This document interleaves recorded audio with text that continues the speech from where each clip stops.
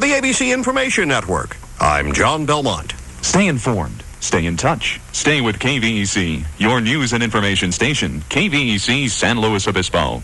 Boy, are we getting the calls off of our show yesterday with Jerry and Fred, where we just sat around for 2 hours and listed our favorite places in the county to take visiting friends and relatives. So many people have been calling the station wanting to know if we have a copy of the list. No, we don't. We do have tapes to the show for sale if you want to do it that way. And you can give Vanessa a call here at the station at 543-8830. I mean, that final list ended up somewhere between 25 to 30 places, I think. So I need to get a hold of Jerry Dagda, who was our recording secretary, and maybe we can put something together. And by the way, Warren, you'll be pleased to know that at the top of the list, the very favorite place was Dorn's Restaurant in Morro Bay. Dorn's Original Breakers Cafe? Yeah, no, it was a joke. Mercy. Yeah. Also, I want to say a special thank you. I won't tell the story now. It's too long a story. Just a special thank you to a listener, Kathy O'Brien of Arroyo Grande, who knew of my affection for the late author Richard Brodigan, and she spent all yesterday afternoon calling Montana and Colorado and tracking down all these favorite people just to find out that Richard Brodigan had been cremated as opposed to being buried. And I didn't ask her to do this. She just decided she liked the challenge, and we'll tell the whole story sometime because it's really quite fascinating. But thank you, Kathy. It's nice to have friends out there in Radioland. Today, we've got a couple different segments for you, my friends. A little bit later on, mystery writer Earlene Fowler will be joining us. Very popular mystery writer. She does the Benny Harper series. Her new book is Goose in the Pond, getting a lot of great reviews. She'll join us to talk about her new book and mystery writing as well. Meredith Bates will also be here. She's with an organization called Estero Community Access TV. And they're out there in Morro Bay trying to get things going up and down the coast. And they've kind of been lost in the shuffle with all this negative publicity lately over KSLO TV. And as far as Meredith is concerned, they're the real community TV. So let's meet them and find out what they're trying to do and how we can help get the word out. But let's see. In my left hand, I have an autographed book by Bob Hope. Bob Hope's Dear Prez, I want to tell you, a presidential joke book. To Dave, my best, Bob Hope. In my right hand, I have a letter signed by Pete O'Malley from the LA Dodgers. And I have a desk in front of me covered with pictures of every famous person from the 20th century. And Warren is holding up his book called To the Boy Mayor, My Best, Bob Hope. I don't even need to introduce the guest. Warren is here. He's here with me for the first hour. Let's get going. It's Wednesday, June 18th, 1997.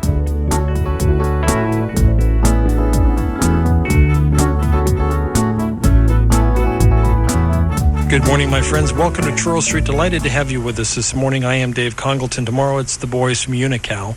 They'll be here in our continuing discussion about what's happening down in Avila. Also tomorrow, Pete Eberly from the Downtown Business Improvement Association will be here. Also, school board member Sylvia Musha will give us an update as to what's happening. On Friday, Renaissance actors with some free tickets to give away, and the usual Friday suspects. Stay with us throughout the week. The Dave Congalton Show, your hometown radio talk show. Brought to you in part by the Sidewalk Market, Hamilton Estate Jewelry, and also Jim Smith of Cameron Financial. And we will thank our sponsors as we march through the morning. Vanessa, look at this. In my hand, I have 2 complimentary Dodgers versus Astro tickets to the President's Box. As we say good morning to Warren Dorn. Warren, good morning. Mercy. How are you? So you've been in the President's Box. What's in the President's Box at Dodger Stadium? What's it like in there? Some wonderful people. Yeah. We just love Terry. Special Dodger dog. O'Malley. Yeah, special dog, yeah. And she, of course, is Peter's sister. She's an older sister that we met when we got to know Walter and Kay O'Malley in bringing baseball to the West, back some time ago. We have a little stat here in the background. We have one of our engineers working on equipment. We'll have it turned off here in a second in case people are hearing things. But what's actually in the box? Well, there's, probably, 12, maybe 25 seats. There's the usual things that you find in a place like that is a bar, there's food, there's hors d'oeuvres, there's water, there's the kinds of things that they serve you a nice dinner. And we enjoyed so much seeing Peter again. We met Peter when he was just a freshman going to the university where his daddy went. We had known Terry because she was out with the family earlier in the process of bringing baseball to the West, which was one of my early experiences back right after I was mayor. Yeah, you've talked about that before. Yes. Now, so let me ask you, based upon all this, Warren, is Pete O'Malley, the sale to Rupert Murdoch, is that going to go through? Sounds very much like it, yes. I think it's one of those things that's forced by the horrible tax structure that takes so much away from people. Explain. When someone dies, half of the whatever they have goes to the federal government. It's called a death tax, I guess. All taxes are bad, but some of them are cruel. And what does Peter O'Malley think of Rupert Murdoch? Is he happy about the sale? Does he like the idea of selling to Rupert Murdoch? I don't think he likes the fact that he has to sell. He nor Terry either. But she's got 10 children, and he's got 3. I mean, there's families that we want to think about, and if one of them is gone, why then half of what they have in it, as I understand it from what they explained briefly, goes to the federal government. Yeah. Now you were one of the people instrumental in bringing the Dodgers out from New York. Well, it was Norrie Polson was mayor then of Los Angeles, and George Christopher was mayor of San Francisco, and I met Walter we were at a press party for the Rose Bowl game in 1957, I believe. We had just served there as mayor. I was now, at that time, on the Board of Supervisors and was a member of the Coliseum Commission. And at this press party, all the people there, Paul Zimmerman, all the different sports writers from around the world were saying, why don't they have Major League Baseball in the West Coast? Because we were hosting the White Sox training camp at Brookside Park in Pasadena by the Rose Bowl when I was manager and director of the Junior Chamber of Commerce. And the Wrigley's bought Catalina Island just for the White Sox training camp, so we'd all seen it. Well, that's where Jackie was discovered, was down there at Brookside Park. Jackie Robinson was on a local team. We always had a local team of heroes from the high school and junior college, and when they saw him run those bases and play ball the way he did, they immediately wanted Jack. So I mean, there's just a lot of history in this. And given all that history, Warren, now today to see the point where the Dodgers are going to likely be sold to Rupert Murdoch, what do you think about that? Well, maybe I should get a finder's fee or something for bringing him here in the first place. I'm just teasing, of course. Yeah.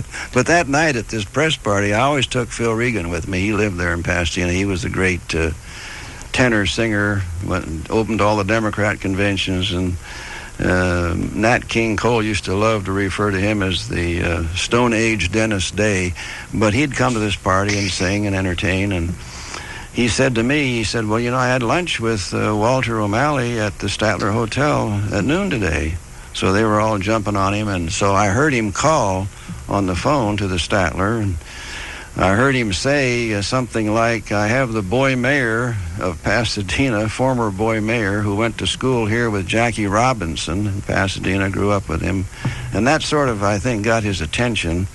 Jack more than me, I'm sure. Yeah, but what do you think the Dodgers being owned by Rupert Murdoch is going to change things much in Los Angeles? Well, I would hope not. He's certainly a very wonderful person, and he's. Do you know Rupert Murdoch? I've met him. Yes, he had a property out there in my district, way out in the far West Valley, but. What happened was that when he called Walter says, well, bring him on over. And this was about 11 o'clock at night. And so we went over there, and he came out with his blue silk pajamas and his cigar and his little cup of brandy. And now, who's this? This is Walter O'Malley. Okay. And he said, now tell me about that young man, Jackie, when you grew up with him. So I've spent the first hour or so talking about stories relating to Jack and myself going to high school together and to junior college. But then I asked him the question, can we get baseball out here? And he says, well, of course, but you have to get 2 teams. We can't just have one team. It would be logistically and financially not feasible. If you can get the Giants to come, I'll come out with them. And so immediately the next morning, I went over to the city hall and talked to Norrie Polson, who was our mayor then in the city of Los Angeles. I'd known him when he was in the Congress, a good friend. And then we, in turn, called George Christopher up at San Francisco. I'd known him when he was on the Board of Supervisors up there. And he got all excited about bringing baseball here and made a date for me to come up and talk to a group of his friends. And, of course, Scott Newhall was the editor of the Chronicle then, and he was at that meeting I went to, the first meeting, and he was a big player in this whole thing because he was so influential with the press. And But the thing that I liked was the fact that in discussing it with Walter, I knew that he wanted to own the team. He didn't want it to be a city, county, or state, or whatever facility. He wanted to own the team and the facility. But this is certainly the end of an era. The Dodgers leaving O'Malley's. But I also knew that George Christopher and the San Francisco group wanted to have a bond issue and raise the funds and have it be a city-county facility. So I always felt certain that we would get the Dodgers and not the Giants. And how old were you when you became mayor of Pasadena? Well, Pasadena, it was at that time was a different form of government. It was called a board of city directors, and I was elected a city director when I was 29. So who gave you the title Boy Mayor? Well, Mr. Hope, Bob Hope is the one who called me. Of course, I had met him in '46. Okay. Before that, he called me the Boy Mayor. Well, still does, as you can see from that. And he signed the book. Autograph. And so you've known him almost 50 years. 51 years. There you go. Yeah. Warren Dorn is here with us this morning. I mean this in an affectionate way, but he's sort of like Forrest Gump. That he has been there every major event related to California's history in the last 50 years. I think Warren Dorn's had some hand in it. And he comes on from time to time and tells us stories, and it's always fascinating. That's the purpose. Yes, anyway. It's a helping hand. You're fine. You're fine, Warren. And my son is a big fan of yours. Good boy. Yeah, the mystery one. Yeah, it's a joke. We'll take a break. Let me first remind you the Dave Congalton Show is brought to you in part by Jim Smith of Cameron Financial. You know Jim. He's a guy like me who likes to spend time with his family. But he likes to spend time helping your family. And before you go out and buy your dream house, call Jim Smith first at 543-8800. Let Jim work out the available details. Also, sign up for one of his 2 free home buying seminars that he conducts each month here in San Luis Obispo. What a great guy. You won't be disappointed with Jim Smith of Cameron Financial. The Dave Congalton Show will continue with Warren Dorn right after this.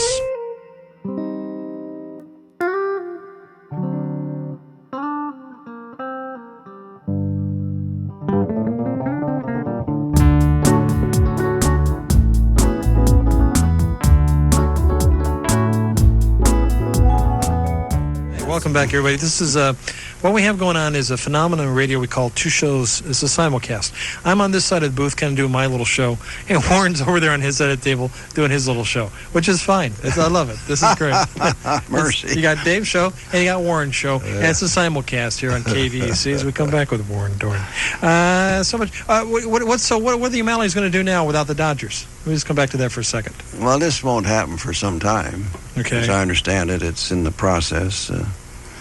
I don't know all that much about what's happening. All I know is how they got here, because we played a major role in that, and I never will ever in my lifetime forget those 2 wonderful people, Walter O'Malley and his lovely lady, Kay. She was such an angel, and they, too, were childhood sweethearts like my bride and me. And when they went to get married in New York, they required a physical, and she had her physical, and they determined that she had cancer of the larynx, and she went into a big depression and remorse and wanted to call everything off. And Walter says, "We're getting married." And they got married, and she had surgery and never spoke a word, raising those 2 wonderful young people, Terry and Peter. And my bride could communicate with her so well, just reading her lips, but she was just a wonderful lady. Lost them both within 3 months of each other. Now, he was the same age as Bob, incidentally. He was born in 1903. And Peter and I were talking about that with Terry, his sister, at the little party up in the box.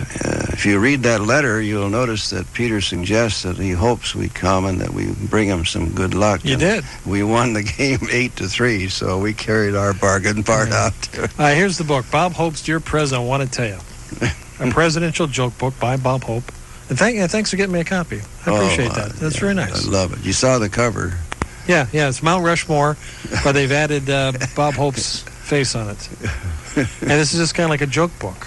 Oh, it's full of jokes, and I was so lucky, as my bride was too, to meet most of these people through Bob and Dolores, and of course Phil Regan, who knew the ones that Bob didn't know. I think Phil Regan was very, very close to Harry Truman, and we got to be very friendly with the Trumans.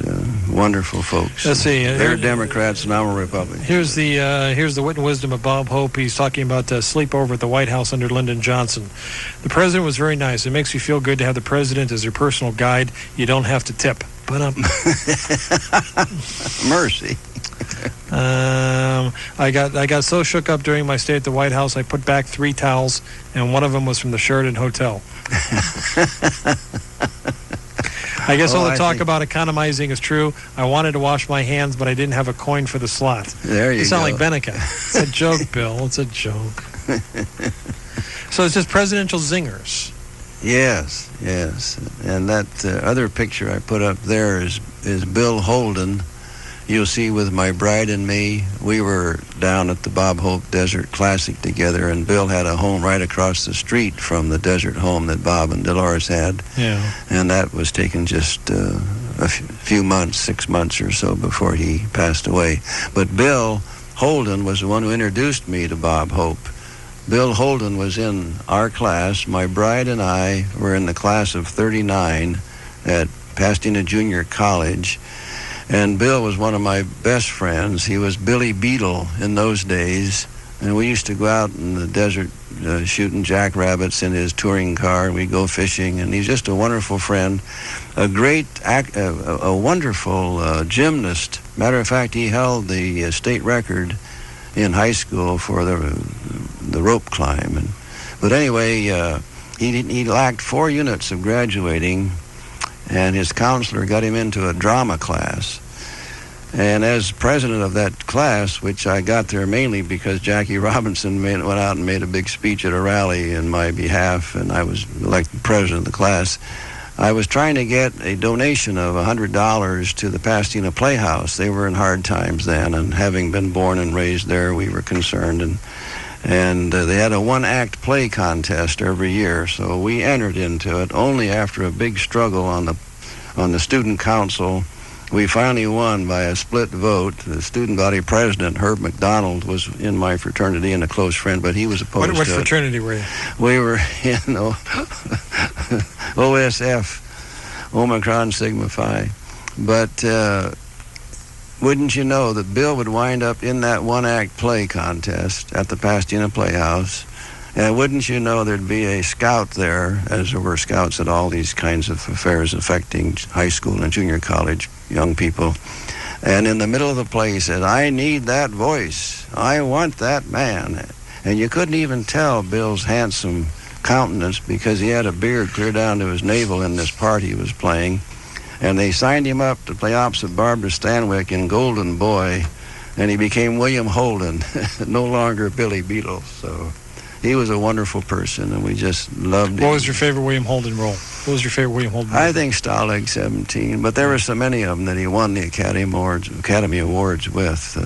I hope there is a day that we rediscover William Holden. Oh, because I think he's been forgotten too quickly, and he needs to be rediscovered because his roles are fantastic. Wonderful man. The thing that they should know about him in that very picture, he wasn't drinking then and had not been drinking for some time. But he died from alcohol. That's what people think. Yeah. That's not true. He tripped over a hide rug that he had from his Kenya African place, and had a head on it of a tiger, and he fell against a coffee table and cut his forehead, and his head was unconscious, bleeding, and bled to death within 2 feet of a telephone. Now, this is the story that the coroner of Los Angeles told me. He called me up here. We'd already moved up here at that time. And he said, I know how close a friend you were to Bill Holden, and I just wanted you to know that he was not drunk, and don't pay any attention to all this stuff that you've been reading in the press and all that. He was not a very happy man, though, was he? And I said, well, I was with him at the Hopes, and he took me all through his home across the street, which I hadn't seen up to that point. And most of the things in that home he gifted to the museum down there in Palm Springs, but he was not a very happy man, though. Well, was he was, he'd broken up with his bride, Brenda. We knew him when Brenda Marshall was his wife. And we would go out there. Matter of fact, this is how I met Bob Hope. I was trying to get a fundraiser in Pasadena Junior College, our Junior Chamber of Commerce, to raise money for our youth program, which was a Santa Claus program. Every year, anyone who would write to the Santa Claus, the post office would send those letters and cards over to our office, and we would have a huge map of the Pasadena area and pinpoint each one of these addresses. And then on Christmas Eve, we would send 100 or more people out. I went out many times, so did Bill. As Santa Claus, the Merchants Association gave us gift-wrapped gifts, and we would do the ho, ho, ho, Merry Christmas thing. We needed new costumes. We needed to repair the old costumes, and I had an idea of a fundraiser with Bob would do his radio show in those days. It's 1946. And he was on the air only because Amos and Andy was taken off of the air by Chuck Luckman, who became one of the great architects of all time, whom I saw down south last week also. But he was the head of Lever Brothers at that time, and they were boycotting Pepsodent toothpaste because of the people in the black race did not like the image of Amos and Andy. So he took them off of the air, and that's when Bob Hope came on and took that place. And we were going to do the show in Pasadena, charge admission, have the Tournament of Roses Queen and her court, have the football captains for the Rose Bowl game, have the Grand Marshal and the coaches, and have the format around that on the Tuesday night between Christmas and New Year's. That was the format. Hold that thought, Warren. We got Warren doing his show over there. I'm doing my show over here. But we got to pause and take ABC News. Warren Dorn is sitting here. We're talking about the Dodgers. We're talking about William Holden. We're talking about Bob Hope, the usual suspects. Stick around, my friends. We'll continue after ABC News on today's edition of the Dave Congalton Show.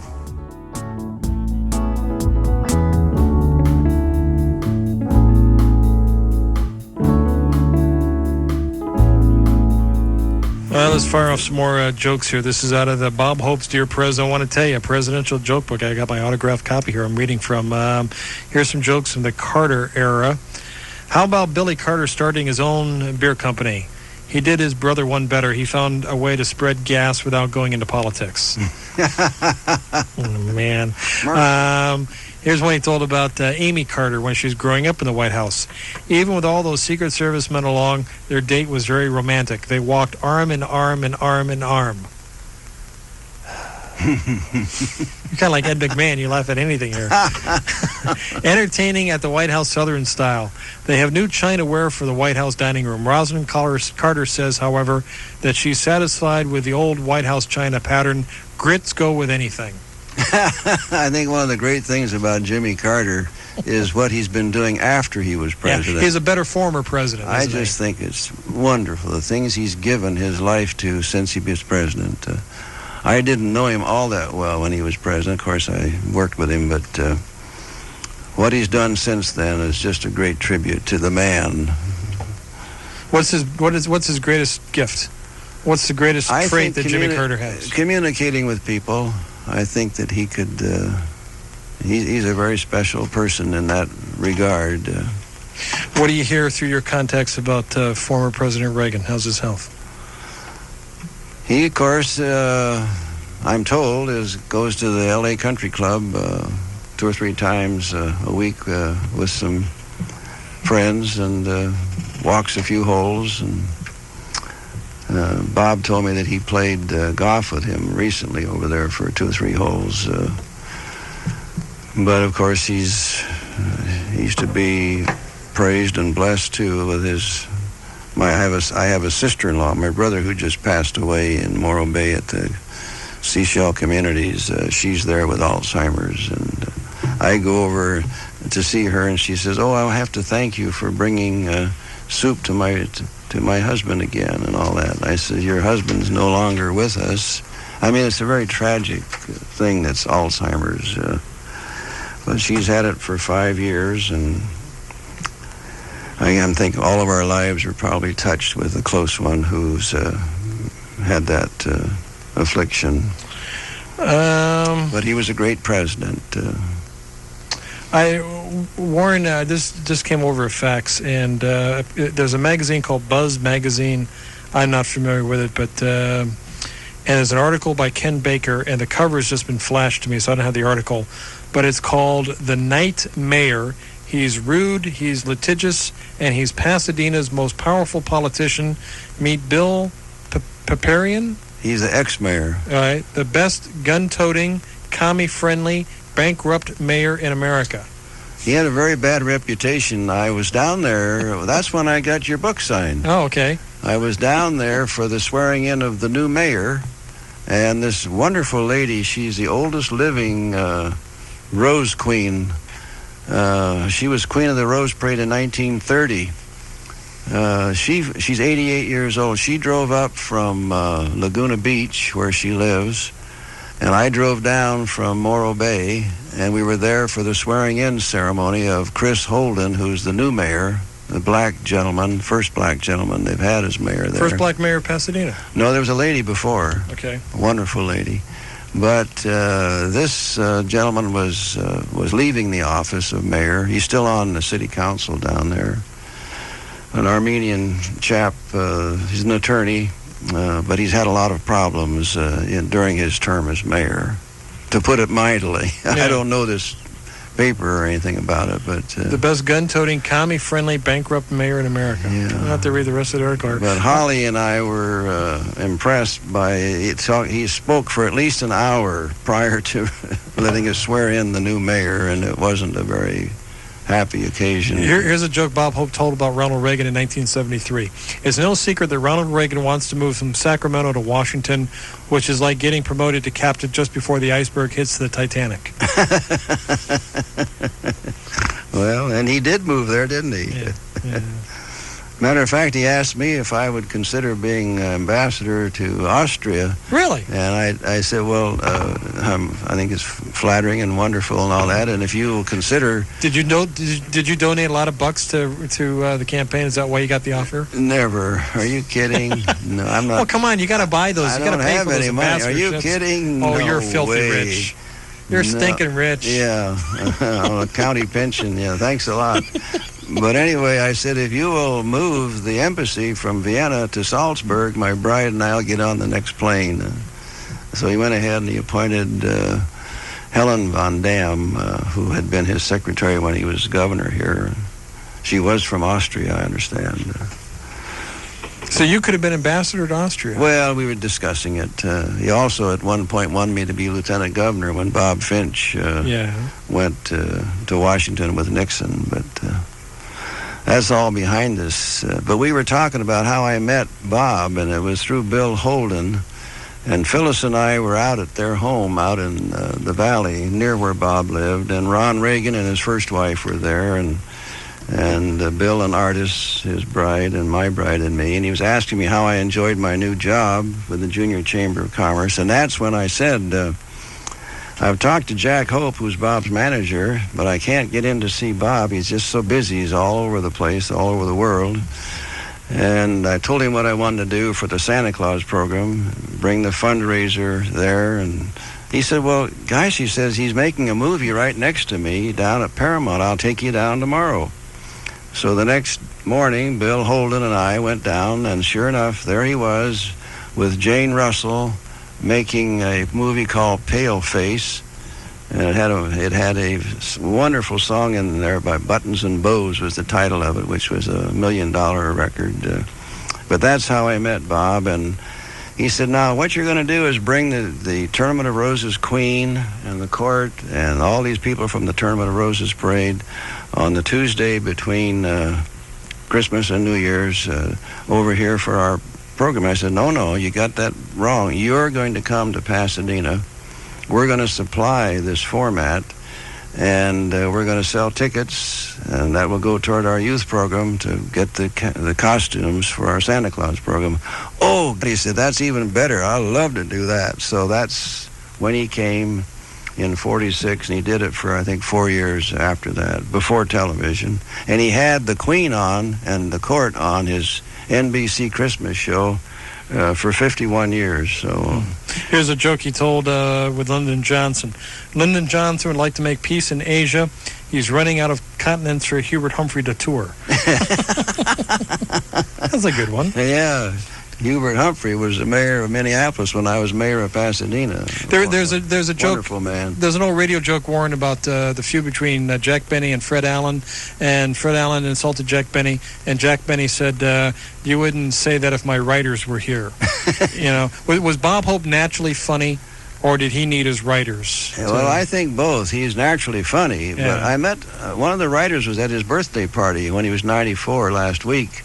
And I'd met him when he was helping him write the radio show back in those days. So there were just a few of us there. It was just a wonderful party, and I shall never forget it. But a lot of them were his writers, his family, his friends. And how's Bob Hope's health doing? We talked about Ronald Reagan. How's Bob Hope feeling? Fine. Yeah, he is so sharp. Afterwards, Rosemary Clooney was there. She had just come back with Dolores from doing 2 weeks on Broadway, a concert that was fabulous. There was a piano player, Michael Feinstein from New York. Oh, yeah. And Phyllis Diller, and a few of us were staying afterwards and singing songs around Michael Feinstein's piano. And there was kind of a lull, and I said, what about buttons and bows? And Bob looked at me, he says, mercy. Boy, do you have a memory. That's where it all started, wasn't it, with Bill Holden, your buddy from college. Those must be nostalgic moments for you. Oh, yeah, but here's the one that... He's going for another picture. This is even... Oh, man, look at the size of this. This is even before we were married. Oh, man, look at before this. we knew Bob. This is you? Now, that's me, and that's my bride. We weren't married yet. We were going to You're in your pajamas. Wait a minute, Warren. We're going to our fraternity's annual costume party where you have to come dressed like a song title. And you see the song title there, Two Sleepy People. So one of the songs we were singing over at the party last week was, here we are, out of cigarettes, holding hands and yawning, see how late it gets. Two sleepy people with nothing to do and too much in love to say goodnight. Mercy. Man, Warren, I'm glad we're getting this on tape. Look at this. All the staff is looking in the windows. William Holden, the actor, with Warren Dorn. Billy Beadle. Yeah. That's the thing about Kennedy's in that book. And every time I'd see Kennedy, Jack Kennedy, he would say, how is Billy? He was talking about my best friend, Wild Bill Sangster, who was in high school, and Jackie played behind him. That's how good he was. He went to USC, and he was in the Rose Bowl twice, 39 and 40. They won both times. He was in the Navy with Jack Kennedy in the PT boat squadron. He was the naval intelligence officer that sent them out on that mission when they got lost, and then went out and brought them back. But he'd always say, how is Billy? And I said, oh boy, Mr. President, Bill is fine. I wouldn't dare call him Billy. So was this a contest, this Two Sleepy People thing? We won the first prize. Yeah, the first prize was an autograph from Bob Hope. Well, they saw the picture in our home, and that's when they both signed it. Dolores' message is just so beautiful. And Dear Phyllis and Warren, want to bet you didn't do much pledging. What fun we had all the wonderful years of our friendship. Well, that's very nice. Yeah, that was wonderful. You must have a lot of wall space in your house. Well, I'll trade you. This is the one that has your friend you see over at what's his name's market. Oh, the sheriff? No, Ed Davis. Ed Davis at the sidewalk market, yeah. Yeah, well, the sheriff is in there too, Peter Pitches, but there's 2 or 3 pictures there right. showing Ed Davis. Lauren Green is there. He was the... We've got a montage out of Warren's life. We got Bob Hope. Who are these people, Warren? That's in the same backyard where the party was held last week. In Bob's home. Yeah. And those are all Here's Lauren friends. Green. Okay. Sugar Ray Robinson. Sugar Ray Robinson. Okay. Yeah, they're all there. Wonderful, wonderful friends. That's the Sheriff Pitches behind Joe Bush, who was the DA at that time. You can see Ed Davis down by the bottom by your right thumb. Yeah. He's talking in the microphone. Then he's up above another picture up there with Sam Yorty. It was just a wonderful party, but it was in the same backyard where we had the party just last week. Kind of brings back a lot of memories. That's what I was saying. It must be a very nostalgic time for you. One of the things that I regret, now you don't ever regret things because it's a waste of time, like your wonderful program I listened to on the way out here. Those things are gone. It's history. It's behind you. But I wish I'd have taken a trip with him. He kept asking me to go. When he went to entertain the troops. And this picture here is so fabulous, you're not going to believe it. This is a picture of Omar Bradley signing a scroll. You got to do it in the microphone, Warren. That he took. You can go ahead and lift it up. Over to Vietnam, all around, and you can just see what a magnificent. Man, now this thing's even huger. Scroll. You got to have a ton of wall space. Every single congressman and every senator signed that beautiful big scroll, and that's a picture of Bob taking off. I was supposed to go with him, but couldn't. This is the Vietnam Christmas Tour, December 1970. Yes, and there's Sam Yorty in the background there again, the mayor. Were you a supporter of the Vietnam War, Warren? I had nothing to do with the Vietnam War. Come on, what'd you think? What'd you think of the war? Come on. Well, I think that whenever your country's in a problem, you should be helping it. When did you first have doubts about the war?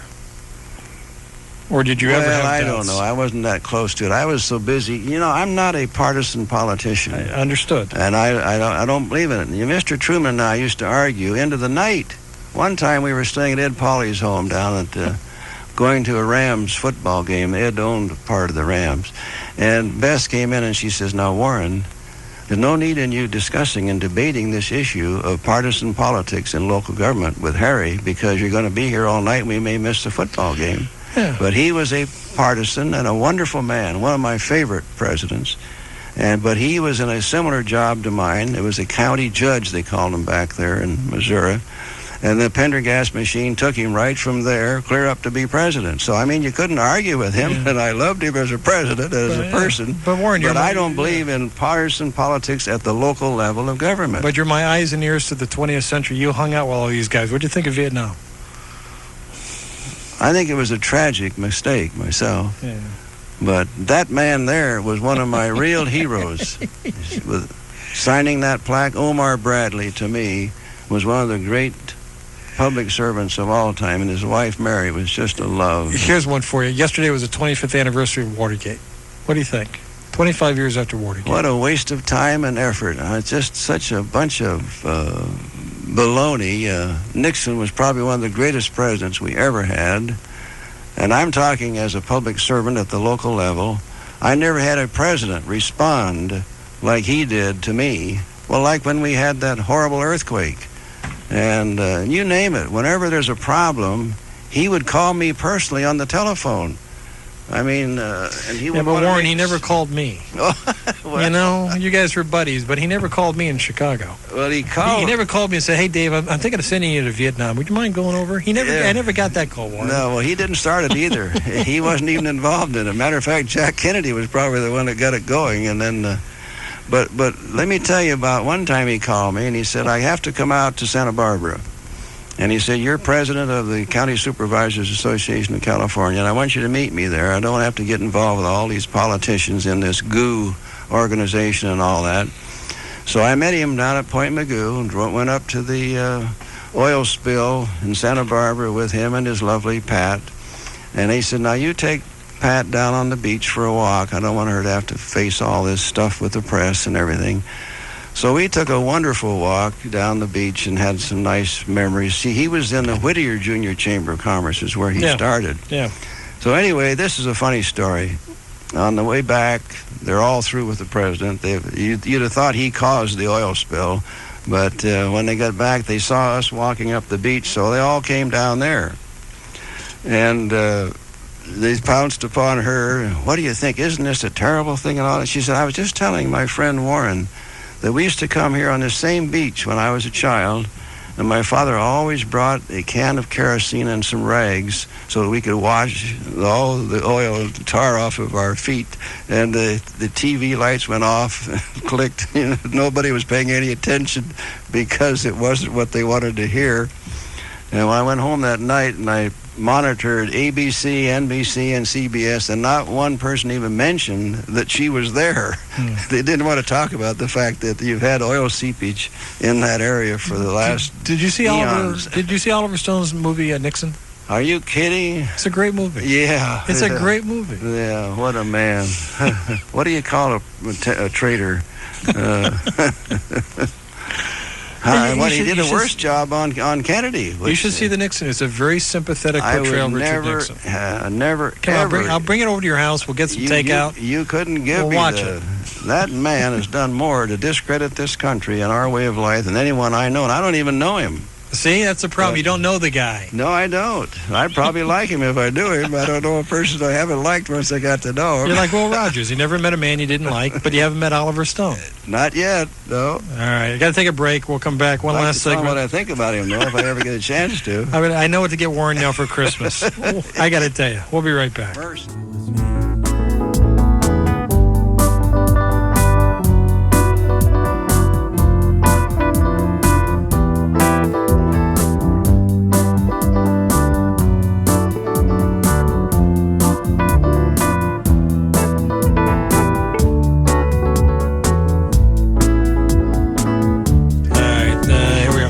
Warren, I don't mean to be morbid here, but you got all these artifacts, memorabilia. What are you going to do with all this stuff after you're gone?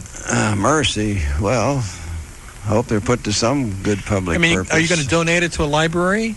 The one that you have there is perhaps one of my favorites because he is, in fact, my favorite president. You're on the front. Here we are. We have the New York Times dated Thursday, January 28th, 1960. The picture right below the headline, Warren Dorn with Ike Eisenhower. And it has Norrie Polson was the mayor of the city of L.A. then, and Tommy Kuchel was the United States senator. And across the photograph is written for Warren Dorn. I can't read this, Warren, but it's signed Dwight Eisenhower. I can't read this. Yes, and up at the top, Harry Brand, who used to run the public relations at 20th Century Fox, is the one who sent me that, and that's his note. So what are you going to do with all this stuff, Warren? Tell me you're going to leave it to a library. Well, a lot of it is in our son's restaurant. Okay. I've already offered it to the County of Los Angeles and the city's historical group in Pasadena. Put on your headphones. We'll take a phone call here. That's what. I'm sorry, I didn't mean to hog the conversation here. We're just going at it. I'm not letting Warren get away with anything today. Here's Bill in Cayucas. Bill, good morning. Good morning. Hi, Bill. I was listening to the conversation today, and I just was wondering. I drive by, Morro Bay all the time with the Cloisters, development. Oh, mercy. Yeah, involved in that, and I just wanted to see if there was any update. I know the environment is. I watched it where the bulldozers pretty much went right up to the sand dunes and into the, kind of the environmentally sensitive area, and now it's pretty much like a paved parking lot out there. And I know, Warren, you were involved in that. Yeah, all right, let's get an update here. We're almost out of time. Yeah. Thanks, Bill. Sure. Well, I know that my buddy Dave here doesn't run his dog there anymore. No, like there's no place to walk him. No. I don't want to get hit by one of those tractors. It's one of the great tragedies of our time, and it's unfortunate. Most of the things that have been done they're illegal against the city laws, the county flood control, the state coastal act. I don't think anyone in Morro Bay today knows there are going to be 2-story condominiums there if that thing is ever finished. When they got the Coastal Act approved by the vote of the people back in 1972, Proposition 20. One of the main things that was in Pete Wilson's mind and those who did the initiative was to not block the view from Highway 1 to the ocean, Scenic Coast Highway 1 to the ocean. And one of the examples they used as the horrible example was the property right next to this, across the street there, that was blocking the view with single-story homes. Now, if this project is ever brought to conclusion, they're going to have two-story houses out there.